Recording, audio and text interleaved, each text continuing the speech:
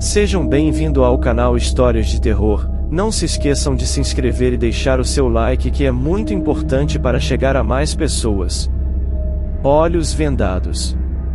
Os meus convidados gostam de sentir dor. O meu trabalho é causar dor nos meus convidados. Todos os dias eu espero meu marido sair de casa. Nós moramos em uma casa luxuosa em um condomínio de 4 estrelas, na saída da cidade. O que eu faço aqui é extremamente sigiloso, e os porteiros são muito bem pagos por mim para deixarem meus convidados entrarem, sem nunca assinarem a folha de visitantes. Meu marido nunca desconfiou de onde eu tiro o dinheiro para comprar minhas roupas, joias, sapatos e bolsas caras. Ele acha que ele me dá tudo, e acha que eu passo o dia com outras mulheres, fazendo compras, ou em algum clube idiota. Mas eu não tenho paciência para isso. Enquanto recebo meus convidados, eu uso um corpete de couro preto, botas pretas que vão até os joelhos, com saltos de 12 centímetros, uso uma máscara de renda e prendo meus cabelos loiros em rabo de cavalo. Meus lábios sempre estão maquiados com batom muito vermelho. Meu marido pensa que a roupa de masoquista é para usar só com ele, um fetiche bobo. Mas apesar do que você deve estar pensando agora, eu nunca transei com nenhum dos meus convidados. Bem, eu até já tive que assistir um casal fazendo sexo, mas eu nunca me envolvi. Meu trabalho consiste apenas em mandar e maltratar, e eu recebo muito bem por isso. Quando chega um convidado, eu ordeno que tire a roupa e use apenas cuecas ou calcinha. Eu começo vendando-os. Gosto de derreter vela nos mamilos, gosto de ver como eles vão endurecendo, e a cera vai ficando opaca sobre a pele. Algumas vezes eu os amarro e faço lamber minhas botas, minhas mãos enluvadas, faço com que imitem animais, amarro em posições desconfortáveis e bato com chicote. Mas para algumas pessoas isso não é suficiente, e por alguns zeros a mais na hora do pagamento eu me permito ir mais além. Eu não sei bem o nome que se dá para isso, mas certamente não é apenas masoquismo, é tortura. Como alguém sente prazer com isso eu não sei. Mas há homens que deitam de costas e colocam o pênis em uma superfície que preparei, com um buraco no centro. Eles inserem o pênis e os testículos no buraco e eu piso com o salto. Alguns gostam quando sai sangue pela uretra. Mas isso não foi o mais longe que eu cheguei, infelizmente. Lembra que eu disse que eu nunca me envolvi? Então, isso foi até 2 dias atrás. Eu tinha um cliente, que vamos chamar aqui apenas de Sr. T, que gostava de sentir dor mais do que todos. Ele era um tipo diferente. Todos os homens que chegavam aqui estavam eufóricos, com sede de prazer, com ereção constante, mas o Sr. T não, ele nunca demonstrava sentimento algum até que eu começasse a bater nele. Até 2 dias atrás, o Sr. T se satisfazia apenas com fetiches comuns, sem deixar muitas marcas. Mas naquele dia ele pediu algo diferente. Eu quero que você me enforque, enquanto você me chicoteia, e eu me masturbo, ele disse.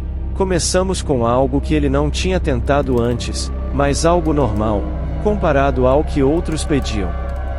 O Sr. T já estava ficando com o rosto muito vermelho, quando eu tirei a corda que laçava o seu pescoço, e a venda.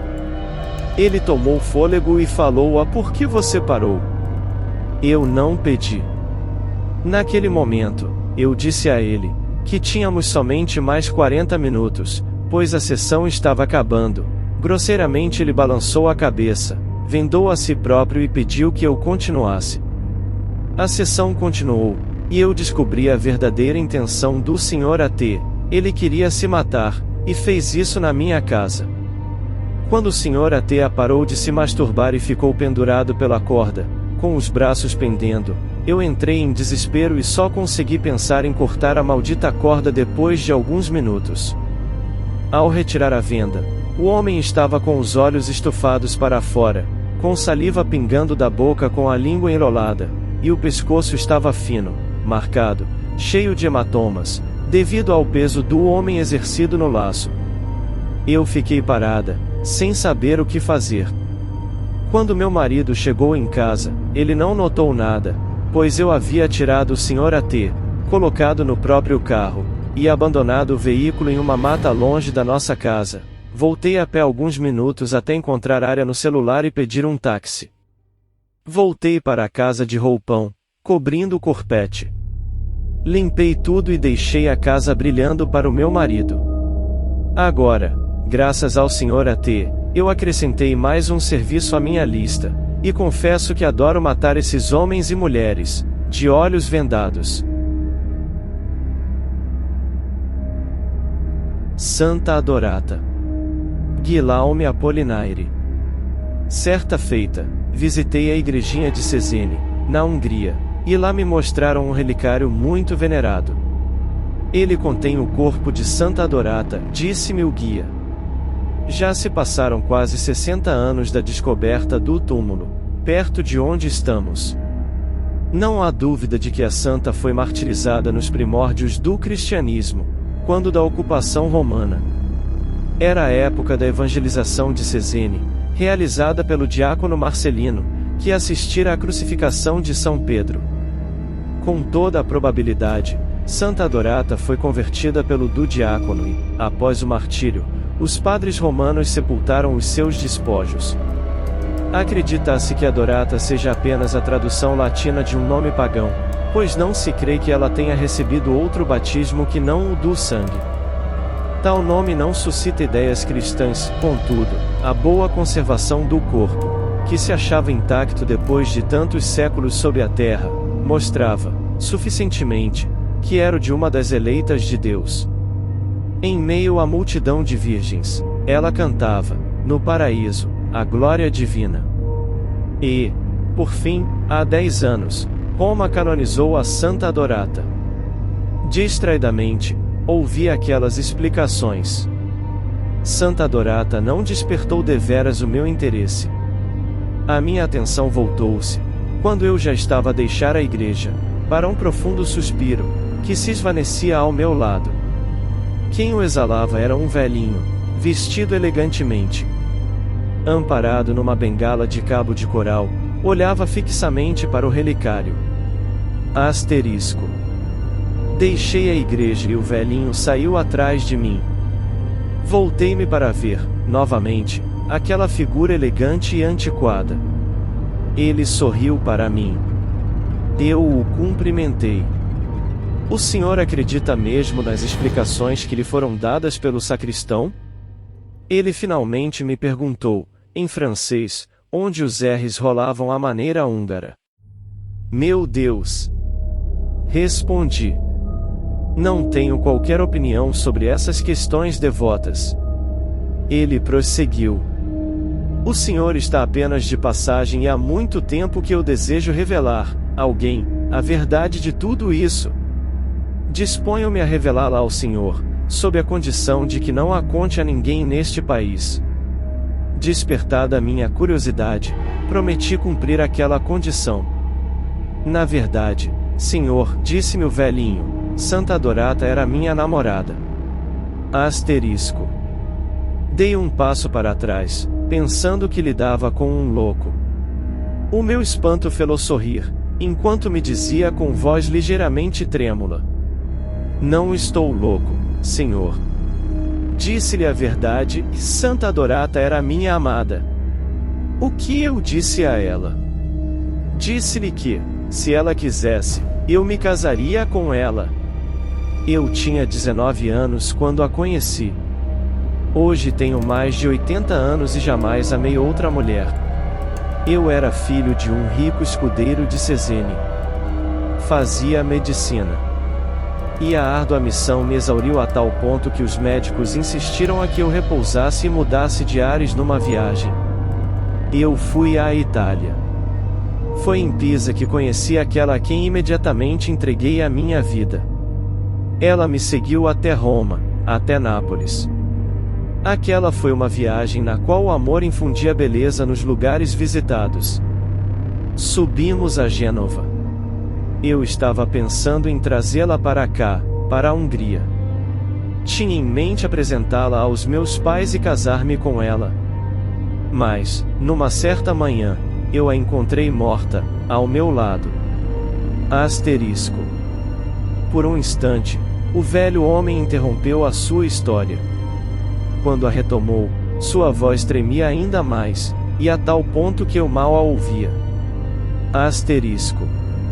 Então, consegui esconder a morte de minha amada das pessoas do hotel. Contudo, para fazê-lo, empreguei as artimanhas típicas de um assassino. E, quando penso em tudo isso, ainda hoje estremeço. As pessoas não suspeitaram de crime algum, e acreditavam que a minha companheira saíra a passeio, bem cedinho, pela manhã. Não vou lhe contar os detalhes daquelas horas terríveis, passadas com o corpo, que eu havia encerrado num baú. Em síntese, eu fora tão habilidoso que a operação de embalsamamento me passou despercebida. As idas e vindas, o grande número de viajantes num grande hotel, dão-nos uma relativa liberdade, uma impessoalidade que, naquelas circunstâncias, me foi muito útil. Depois veio a viagem e as dificuldades impostas pela alfândega. Mas eu pude superá-las, sem quaisquer incidentes. É uma história milagrosa, senhor. E quando voltei para casa, eu estava magro, lívido, irreconhecível.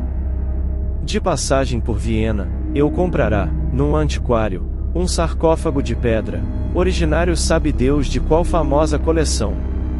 Em casa, deixavam-me fazer o que eu queria, sem preocupações nenhumas com as minhas intenções, e nem o peso ou o volume da bagagem trazida da Itália surpreenderam quem quer que seja.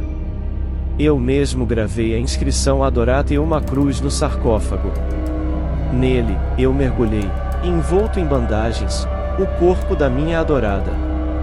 Certa noite, num esforço insano, transportei o corpo de minha adorada a um campo vizinho, a fim de sepultá-lo num local que só eu conhecia. E, sozinho, eu ia, todos os dias, rezar por ela. Asterisco.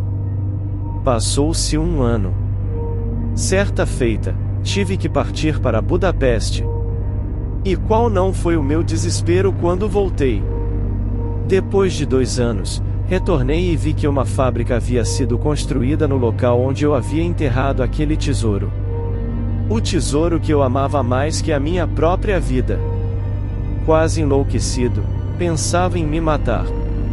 À noite, contudo, o padre, tendo-nos visitado, contou-nos como, enquanto escavavam o campo lindeiro, para lançar as fundações da nova fábrica, encontraram o sarcófago de uma mártir cristã da época romana, de nome Adorata, e que este precioso relicário havia sido transportado para a modesta igreja da aldeia.